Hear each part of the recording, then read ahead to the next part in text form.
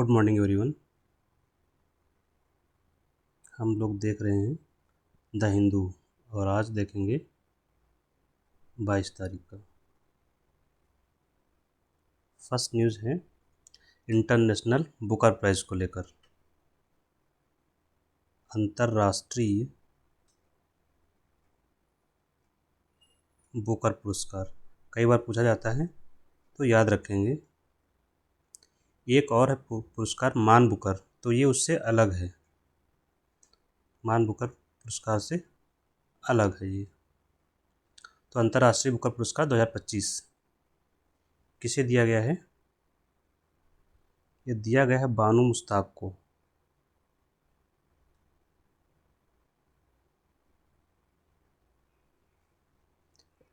और इनकी पुस्तक का नाम है हार्ट लैम्प।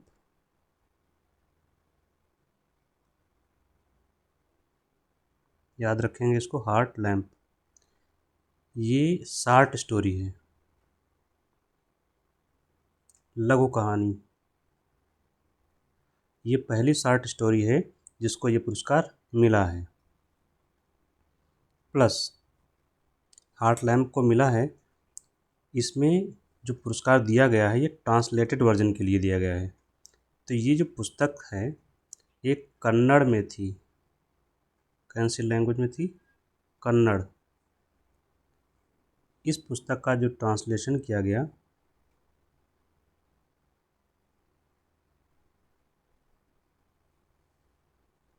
इसमें इंग्लिश लैंग्वेज में किसने किया? ये किया गया दीपा शास्त्री के द्वारा। दीपा शास्त्री, इन्होंने ट्रांसलेट किया है इस बुक को इंग्लिश में। तो बानू मुश्ताक और दीपा शास्त्री दोनों को मिला है। इसमें जो प्राइज़ मिलता है ये भी कन्नड़ है और बानू मुश्ताक जी भी कन्नड़ हैं, ठीक है। इसमें जो प्राइज़ मनी मिलती है 50K मिलता है, 50,000 पाउंड ये पुरस्कार मिला है इनको। और ये दोनों के बीच शेयर किया जाएगा इक्वली, 25,000 25,000, क्योंकि इन्होंने ट्रांसलेट किया है और आथर हैं बानू मुश्ताक, ये राइटर हैं हार्ट लैम्प की। तो याद रखना, जो इसकी लेखिका हैं, आथर हैं, ये बानू मुश्ताक हैं, ठीक है, हार्ट लैम्प की। तो ये तो हो गया जो अवार्ड मिला है। ये पहली बार मिला है किसी शॉर्ट स्टोरी को, तो ये बात याद रखेंगे जो इसको ज़्यादा इम्पोर्टेंट बनाता है। पुरस्कार के बारे में हम लोग कुछ जानते हैं। क्या है पुरस्कार? अंतर्राष्ट्रीय बुकर पुरस्कार।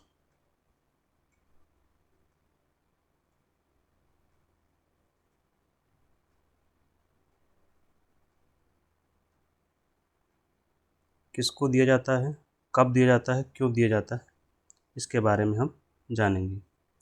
तो ये शुरुआत कब हुई थी इसकी? 2005 से दिया जा रहा है।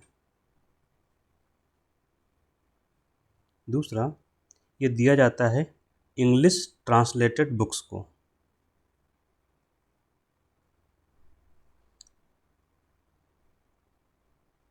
मतलब ऐसी बुक्स जो अंग्रेजी में ट्रांसलेट होती हैं उनको दिया जाता है।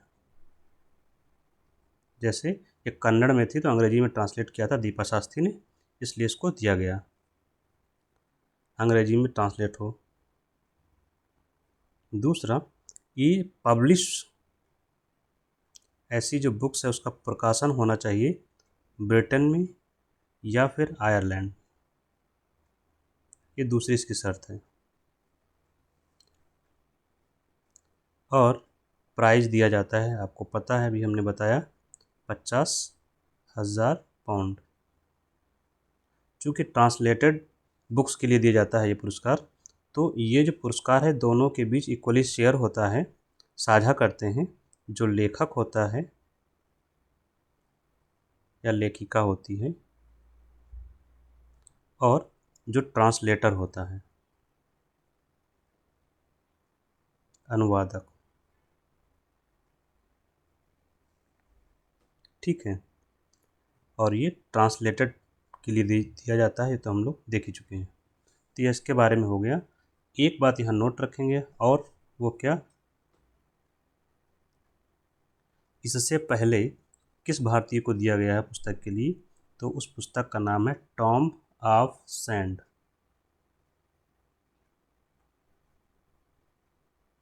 इसके लिए दिया गया था गीतांजलि श्री को, गीतांजलि श्री को। और इस पुस्तक को ट्रांसलेट किया था डेजी रॉकवेल ने। ये हो सकता है डेजी रॉकवेल ना पूछा जाए, बट गीतांजलि श्री तो आ ही सकता है। तो ये याद रखेंगे। अभी दिया गया है हार्ट लैम्प के लिए।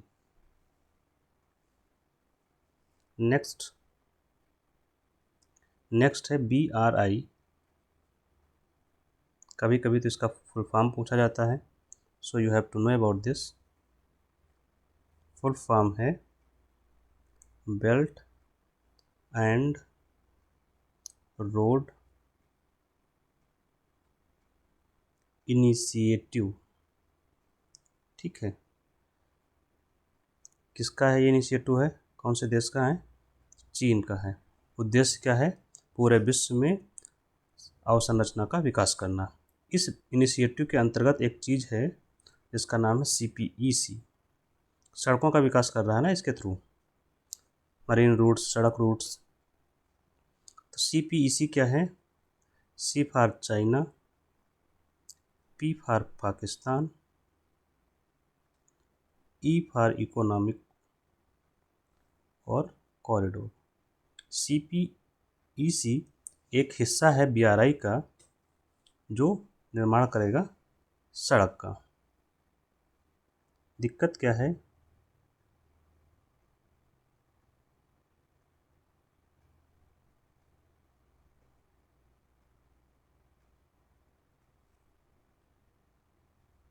ये भारत का हिस्सा होगा, इधर चाइना है, तो ये है POK। ये हमने जो बोल्ड कर दिया, ये हो गया POK का हिस्सा है। और ये रास्ता जो गुजरता है वो यहीं से होके गुजर रहा है। ये हाईवे यहाँ से होके गुजरता है, नीचे जाता है पाकिस्तान से होते हुए। तो ये भारत के क्षेत्र से गुजर रहा है। भारत को सबसे बड़ी दिक्कत इसमें यही है, इसीलिए भारत इसका विरोध करता है, CPEC का। ठीक है, तो विरोध का, इसकी समस्या क्या है भारत के लिए, मतलब भारत के लिए अच्छा है या खराब, तो खराब है ये। क्या दिक्कत है भारत को इससे, क्यों, क्योंकि ये भारत के POK से गुजरता है। और जब किसी देश के क्षेत्र से कोई और देश अपना रास्ता बनाता है, मतलब किसी देश की ज़मीन पर कोई और देश अपना कब्जा दिखाता है, तो इससे बोलते हैं दो दिक्कतें होती हैं, हमेशा याद रखेंगे। यह उस देश की सॉवरेनिटी के लिए खतरा है, तो ये भारत की संप्रभुता के लिए, भारत की संप्रभुता के खिलाफ है। यह प्रोजेक्ट प्लस टेरिटोरियल इंटीग्रिटी, क्षेत्रीय अखंडता के भी खिलाफ, के विरुद्ध है भारत की। जबकि होना क्या चाहिए, किसी भी देश को चाहिए कि वह एक दूसरे की संप्रभुता का और क्षेत्रीय अखंडता का सम्मान करे, जो कि नहीं हो रहा है, इसलिए भारत इसका विरोध कर रहा है। क्षेत्रीय अखंडता क्या होती है, मान लीजिए ये भारत है, ठीक है, इधर एग्जांपल लेते हैं, मानना क्यों, नक्शा ही बना लेते हैं।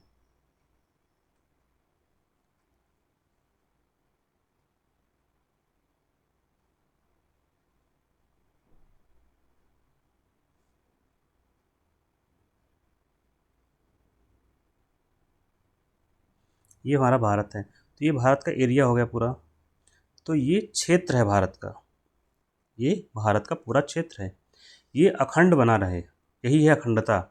अखंडता से तात्पर्य है कि इसका कोई भाग इस पर कब्जा न कर ले, पता लगता है नीचे का किसी ने, श्रीलंका ने कब्जा कर लिया, तो क्या हो गई, क्षेत्रीय अखंडता भंग हो गई।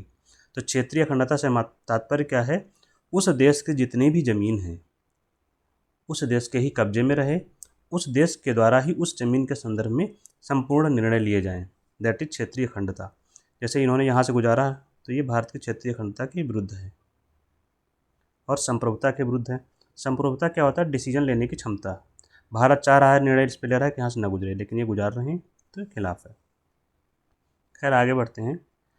ये न्यूज़ में क्यों है इस समय, न्यूज़ में इस समय है इसलिए है कि अफ़गानिस्तान को भी इसमें शामिल कर लिया गया है, ये चिंता का विषय है।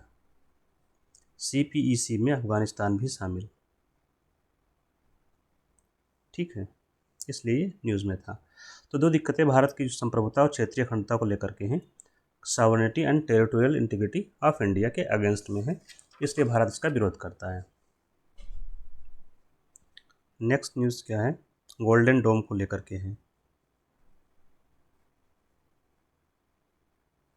ये क्या है, गोल्डन डोम, यह एक एयर डिफेंस सिस्टम है।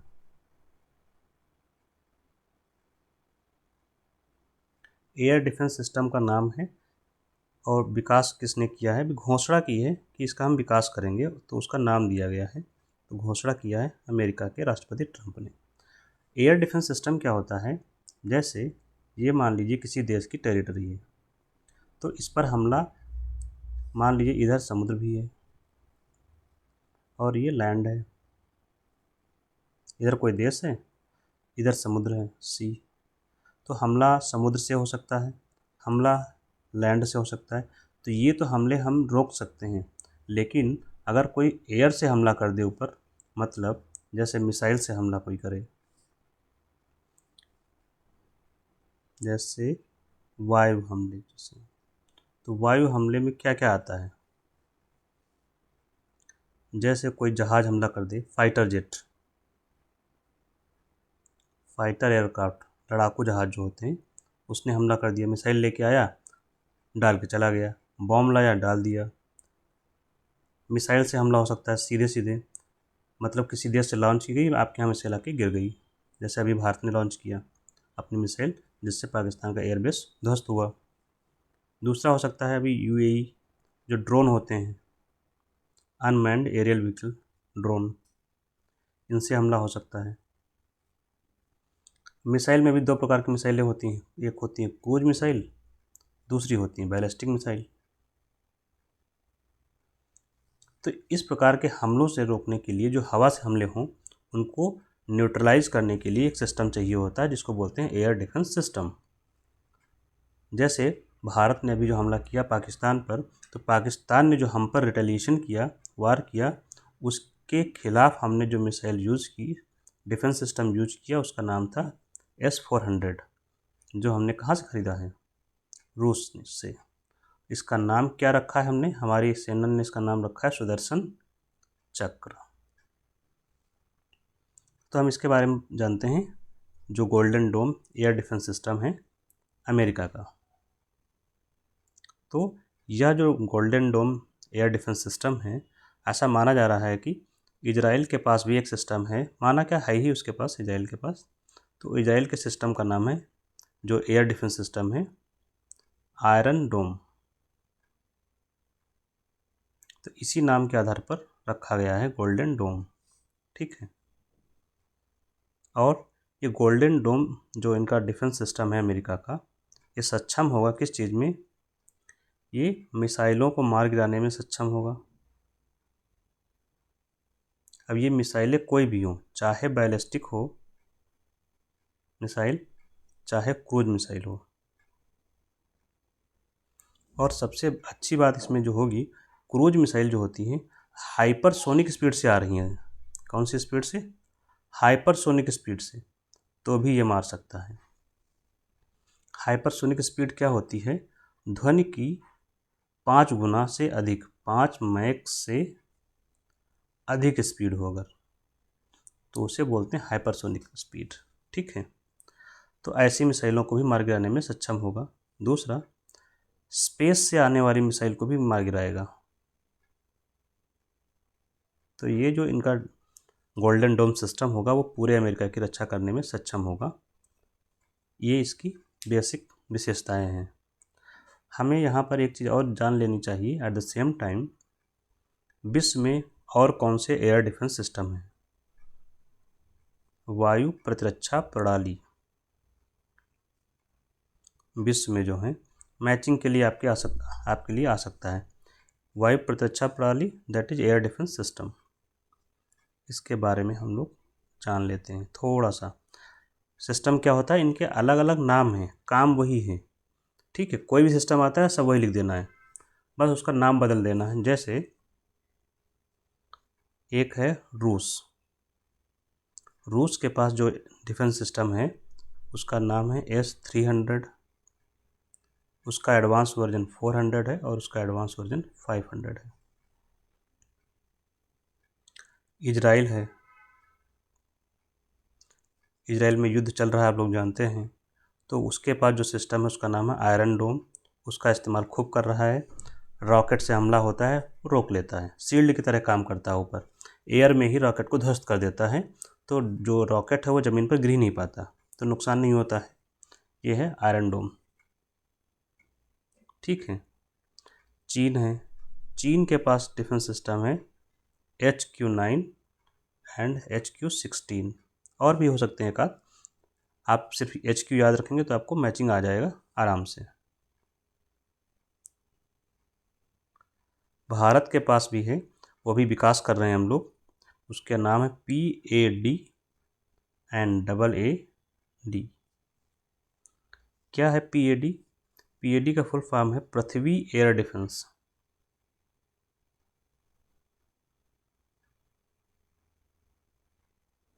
और AAD का फुल फॉर्म है एडवांस एयर डिफेंस।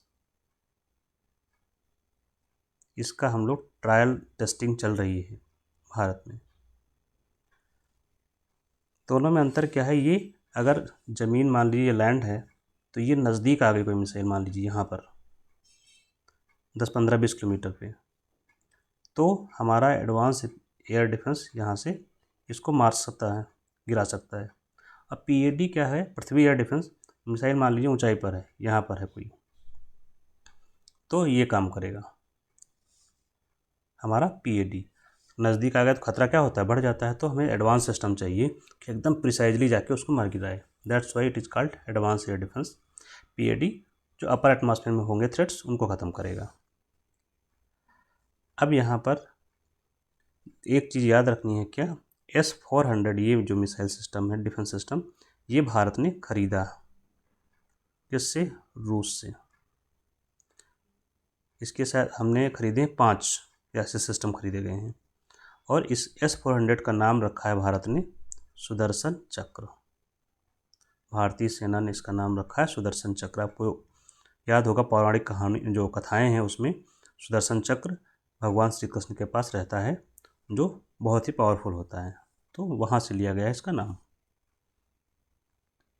अच्छा, S-400 रूस ने हमको भी बेचा है, और किसको बेचा है, हमारे पड़ोसी चीन को भी बेच रखा है, तो चीन के पास भी ये सिस्टम है। प्लस HQ-9 जो चीन ने विकसित किया है, ये इसको ख़रीदा है पाकिस्तान ने, HQ-9 और HQ-17, लेकिन ये इतने पावरफुल हुए नहीं। हमने जब अभी हमला किया तो ये कुछ रिस्पांस खास कर नहीं पाए, हमने पर्याप्त रूप से नुकसान पहुंचाया और डिटेक्ट भी नहीं हुआ। ठीक है, नेक्स्ट न्यूज़ क्या है, नेक्स्ट न्यूज़ है एडवांस टिप।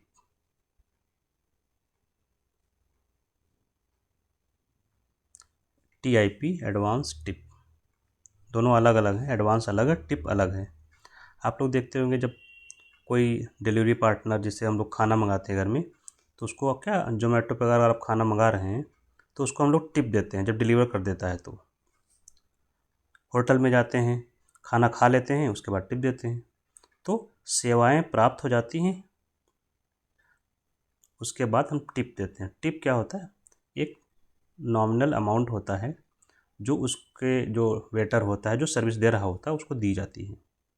₹10, ₹20, ₹100, ₹1000 जो भी देना है। तो टिप आप समझ गए।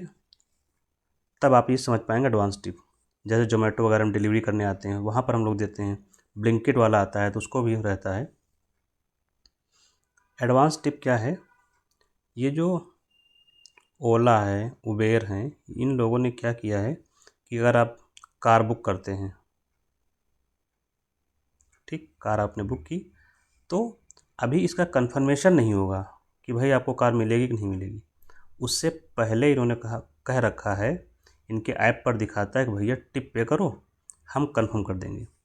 मतलब सेवा देने से पहले ही टिप मांग ले रहे हैं ऐप के माध्यम से। This is called advance tip. मतलब अभी काम नहीं किया है, इनको पैसे पहले चाहिए काम के। This is called advance tip. इसी ये क्या है, व्यवसाय की प्रैक्टिस है जो ठीक नहीं है, अनफेयर प्रैक्टिस है, अनफेयर ट्रेड प्रैक्टिस, जिसमें उपभोक्ता क्या है, परेशान होंगे बेकार में। तो इसी की जांच के लिए मामला रिफ़र कर दिया गया है कंज्यूमर प्रोटेक्शन अथॉरिटी को। आपको सिर्फ याद रखना है कि ये क्या होता है, कभी कभी पूछ लेते हैं, सिर्फ नाम से ही पूछा जाता है कि नाम क्या है। नेक्स्ट है INSV कौंडिन्य।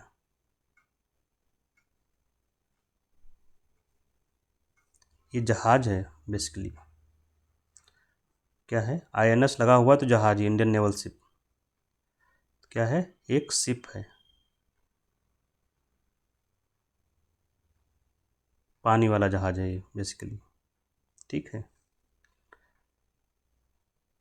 और बनाया गया है कैसे, इसकी खास बात है बनाने में, बनाया गया है सिल के, बनाया गया सिलाई करके।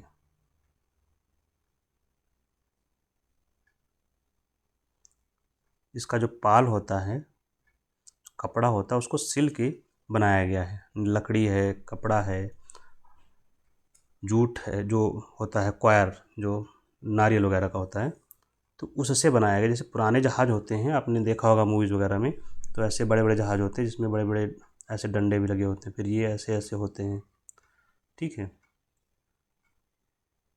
तो इसी तरह का कुछ जहाज़ बनाया गया है, ठीक है। इसका जो डिज़ाइन है वो सबसे ख़ास बात है। क्या है, इसका जो डिज़ाइन कहाँ से लिया गया है, तो अजंता की गुफाएं जो हैं, कहाँ हैं, महाराष्ट्र में। तो अजंता की गुफाओं में बने हुए जहाज के चित्र से बनाया गया है, बने हुए शिप के डिज़ाइन से बनाया गया है। चूँकि इसका कोई हमारे पास ब्लूप्रिंट तो है नहीं, तो ब्लूप्रिंट कोई नहीं था हमारे पास, कोई डिज़ाइन नहीं था, हमने चित्र देखकर उसके आधार पर इसको बनाया है। तो इसमें बनाया का योगदान किस किस का है, योगदान है, देखिए अजंता की गुफाएं हैं तो वहाँ बने हुए चित्र जहाज के, तो ये मामला हो गया कल्चर का। तो संस्कृति मंत्रालय प्लस नेवी और एक प्राइवेट पर्सन है पार्टी, उसने मिलकर तीनों ने ये बनाया है जहाज। खास बात है कि सिला हुआ है, ठीक है, सिल के बनाया गया है, स्टिच्ड है। और इसका जो नाम रखा गया है कौंडिन्य, ये बहुत खास है, आपको पता होना चाहिए इसके बारे में। तो सिंपल, कभी भी कुछ बताना है घटना, सिंपली बताना है। डिटेल में जाने से पहले आपको सिंपल इवेंट्स पता होना चाहिए कि क्या है बेसिकली। जैसे कि INSV कौंडिन्य एक जहाज है, कौंडिन्य का नाम एक व्यक्ति का नाम है, यह पहला व्यक्ति था, नाविक था, जो जिसने यात्रा की थी साउथ ईस्ट एशिया की, दक्षिण पूर्वी एशिया की यात्रा करने वाला पहला नाविक था, उसी के नाम पर इसका रखा गया है कि यात्रा करने वाला पहला नाविक, आप लिख लेंगे। अब इस जो जहाज है इसकी यात्रा शुरू होगी समुद्र के आर पार, हो सकता है अगले साल से शुरू किया जाए। तो जाएंगे पहले ओमान। तो आपको याद रखना है कौंडिन्य व्यक्ति का नाम है जिसने सबसे पहले साउथ ईस्ट एशिया की यात्रा की। What do you mean by the south east Asia, first concern तो यहाँ पर भी है, तो भारत साउथ एशिया में है, ठीक है। और ये सब चीज़ें जो आती हैं, ये जो पोर्शन है सारा ये साउथ ईस्ट एशिया का पोर्शन है, जो आसियान के देश हैं। ये आपका इजराइल हो जाए, इंडोनेशिया है, तो ये पोर्शन साउथ ईस्ट एशिया कहलाता है। इतना तो यहीं की यात्रा पर गया होगा भारत से कहीं, ठीक है। तो इसको याद रखेंगे, वेरी इंपॉर्टेंट क्वेश्चन, एटलीस्ट नाम याद रखेंगे, आपका काम चल जाएगा इसमें। नेक्स्ट टॉपिक जो हम लोग चर्चा करेंगे आज, वो है प्रोजेक्ट लायन।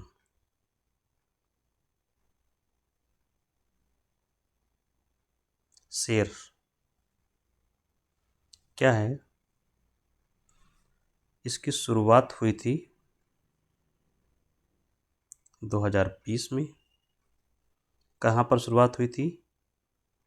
गिर राष्ट्रीय पार्क में। तो अभी कहाँ चल रहा है? गिर राष्ट्रीय पार्क में। ये कहाँ है? गिर राष्ट्रीय पार्क गुजरात में है। किस लिए फेमस है? वहाँ पर एशियाई शेर पाए जाते हैं। इन्हीं शेरों को बचाने के लिए शुरू किया गया था। इन शेरों को संरक्षण करने के लिए कि कोई हमला ना करे, प्लस जो लोग हैं उनको बचाए कैसे? इनका जो आवास है, हैबिटेट, आवास क्षेत्र को बढ़ाना या समृद्ध करना। मतलब आवास क्या है इनका? जंगल। तो जंगल का विस्तार करना, प्लस इनका जो प्रे बेस जो ये खाते हैं, शिकार करते हैं, उसको बढ़ाना। इस तरह से क्योंकि खाने के लिए तो कुछ चाहिए। अब जब आंकड़े आए हैं सर्वे के माध्यम से, तो पता चला है कि 2020 से 2025 के बीच में इनकी ग्रोथ संख्या हो गई है 32% ग्रोथ हुई है। तो संख्या इनकी बढ़ हो गई है कुल मिलाकर 891। अब इनकी संख्या हो गई है ज़्यादा। होता क्या है कि ये कोर जोन होता है। क्या है? कोर जोन हर पार्क का। तो ये यहीं रहते हैं, ठीक है। अब ये जब संख्या ज़्यादा होगी तो खाने पीने के लिए बाहर आएंगे। जब ये बाहर आएंगे तो आपको पता है कि आसपास के लोग भी रहते हैं, अब उनके घर भी होंगे। ये घर है उनका, ठीक है। और घर में लोग होंगे, प्लस जानवर भी बंधे होंगे यहाँ पर, बकरी, भैंस, ठीक है। तो जब इनके जानवर जो बंधे होंगे यहाँ पर, तो ये शेर आएगा, इनको भी खा जाएगा। और जब इनको भी खाएगा तो दिक्कत क्या है? इसी को बोलते हैं ह्यूमन वाइल्ड लाइफ कन्फ्लिक्ट, मानव वन्य जीव संघर्ष। संख्या बढ़ने से ये अपने भोजन की तलाश में बाहर आएंगे, जो आसपास की मानव बस्तियां होंगी, ठीक है। तो चूंकि शेर क्या है? वन्य जीव है, तो इसी को बोलते हैं मानव वन्य जीव संघर्ष। ये बहुत बड़ी समस्या है। अब कोई भी वन्य जीव हो, चाहे टाइगर हो, चीता हो, लायन हो, लेपर्ड हो, भेड़िया हो, कुछ भी होता है, हाथी हो, उसका मनुष्य के साथ संघर्ष होता है, मनुष्य मानव को मारता है, खा जाता है, ऐसा कुछ है, मानव बस्ती में आता है। इन सब को बोलते हैं मानव वन्य जीव संघर्ष। वन्य जीव कोई भी रख लीजिए, ठीक है। तो ये हो, इस पर टॉपिक आता है, काफ़ी डिटेल में आता है, तो आप एक जनरल आइडिया रखेंगे, आप लिखने और पढ़ने में सही समझेंगे उस चीज़ को, ठीक है। गिर नेशनल पार्क के साथ ही साथ एक लगा हुआ है पनिया वाइल्ड लाइफ सेंचुरी। क्या नाम है? PANIYA, पनिया वाइल्ड लाइफ सेंचुरी। तो ये दोनों में ही ये प्रोजेक्ट चल रहा है। पनिया वाइल्ड लाइफ सेंचुरी जो है ये भी वहीं पर है, गुजरात में, याद रखेंगे। नेक्स्ट टॉपिक क्या है? सीरियल नंबर आप लोग देख लेंगे। नेक्स्ट टॉपिक है ब्रह्मोस मिसाइल को लेकर के।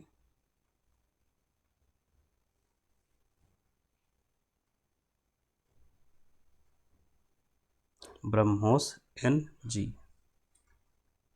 ये क्या है, हम पहले ब्रह्मोस के बारे में जान लेते हैं, फिर NG के बारे में जान लेंगे, है ना। ब्रह्मोस हमारी मिसाइल है, भारत के द्वारा विकसित की गई मिसाइल। यह सहयोग से विकसित है, अंतर्राष्ट्रीय सहयोग। सहयोग कौन सा है, अंतर्राष्ट्रीय। तो किसका सहयोग हुआ है, रूस का और भारत का। रूस की एक नदी है मोस्कवा, भारत में एक नदी है ब्रह्मपुत्र। इन दोनों नदियों के नामों को जोड़कर बनाया गया है ब्रह्मोस। नाम का उत्पत्ति यहाँ से हुई है, ये क्वेश्चन आपसे पूछा जाता है। ठीक, भारत की तरफ से DRDO ने सहयोग किया है और रूस की तरफ से रोसकॉस्मॉस।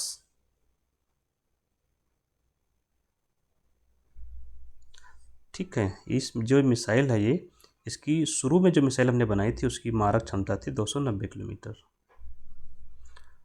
और स्पीड थी 2.8 मैक। इसको हम आगे नहीं बढ़ा पाए, इसकी रेंज को, रेंज हमें 290 ही रखनी पड़ी। क्यों, क्योंकि भारत इसका सदस्य नहीं था MTCR का। MTCR क्या है, missile technology control regime. Missile technology control regime. जब भारत 2016 में इसका मेंबर बन गया, हम जब इसके सदस्य बन गए, तब हमें अनुमति मिल गई कि हम इसका विस्तार कर सकते हैं, इसकी रेंज को बढ़ा सकते हैं। तो हमने बढ़ाकर इसकी रेंज को कर दिया 450 किलोमीटर। ये वाला वर्जन हमने विकास किया। अब हम काम कर रहे हैं ब्रह्मोस NG पर।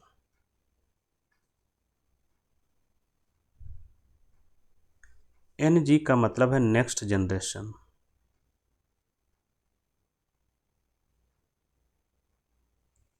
ठीक, और इसकी मारक क्षमता होगी, रेंज क्या होगी इसकी, 800 किलोमीटर। तो इसका विकास किया जा रहा है, विकास की अवस्था में है ये। और ये जो ब्रह्मोस NG मिसाइल होगी, ये एयर वर्जन होगा, मतलब हवा से लॉन्च किया जा सकेगा। हवा से कैसे लॉन्च करोगे, हमें चाहिए होगा एक फाइटर जेट। ये फाइटर एयरक्राफ्ट जो होते हैं उस पर मिसाइलें लगी होती हैं। ठीक है, तो ये फाइटर एयरक्राफ्ट पर लगाई जाएंगी। अब किसी एयरक्राफ्ट पर अगर मिसाइल कोई लगानी है तो मिसाइल होनी चाहिए कैसी, हल्की होनी चाहिए। तो ये हल्की मिसाइल होगी। आपको एक चीज़ यहाँ पर नोट करनी है, ब्रह्मोस जो मिसाइल है हमारे पास मूल रूप से जो है, उसके तीनों वर्जन इसमें सेवा में हैं। लैंड वर्जन, मतलब लैंड से लॉन्च करना है, जहाज़ से लॉन्च करना है, या एयर से लॉन्च करना है। एयर से लॉन्च करने के लिए आपको क्या चाहिए, एयरक्राफ्ट। तो सुखोई 30 पर तैनात है मिसाइल, सुखोई 30 MKI पर तैनात है मिसाइल ब्रह्मोस। ठीक है, अभी NG वाला जो वर्जन आएगा वो और हल्का होगा। और हल्का होगा तो हमारे पास एक हेलीकॉप्टर है तेजस वाला, कॉम्बैट एयरक्राफ्ट है, तो इस पर भी तैनात कर सकते हैं। क्योंकि जब वज़न ज़्यादा हो जाता है तो एयरक्राफ्ट को ले जाने में दिक्कत होती है, प्लस लॉन्चिंग में दिक्कत आएगी। तो जितनी हल्की मिसाइल उतना अच्छा। तो ये एयर वेरिएंट का विकास किया जाएगा। ब्रह्मोस NG जो होगा वो एयर वेरिएंट होगा। रेंज 800 किलोमीटर ब्रह्मोस NG की होगी, और हल्का होगा तो हम तेजस वगैरह पर भी तैनात कर पाएंगे। ये इसकी सबसे अच्छी बात होगी। बहुत स्लीक मिसाइल होगी। कौन सी मिसाइल, एकदम स्लीक, पतली सी। तो इतना याद रखेंगे ब्रह्मोस NG के बारे में। Thank you.